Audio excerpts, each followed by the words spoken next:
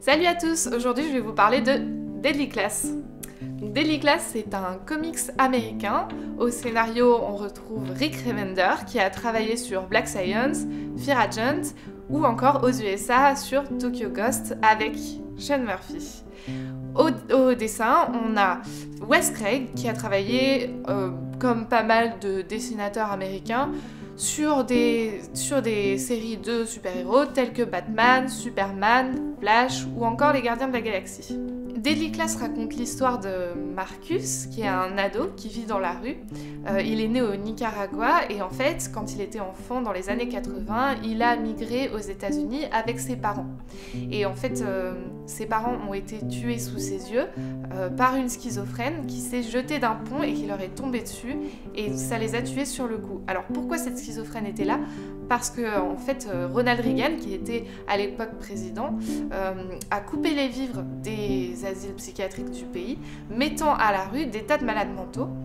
Et du coup, Marcus, il tient Ronald Reagan pour responsable de la mort de ses parents et il a plus qu'un but, c'est de le tuer. Et justement, il est recruté dans une école bizarre qui s'appelle l'Académie des Arts Létaux et il va apprendre à devenir tueur professionnel. Moi, à la base, ce qui m'avait intéressé dans Deadly Class, c'est pas trop les graphismes, mais c'est surtout le concept. Et après lecture de ce premier tome, cette impression-là se confirme. Je suis pas ultra fan du graphisme. Je trouve que les dessins sont pas assez travaillés, que les visages manquent de détails, ce qui est un peu dommage. Mais il faut reconnaître que le dessinateur est quand même un peu foufou et plutôt doué.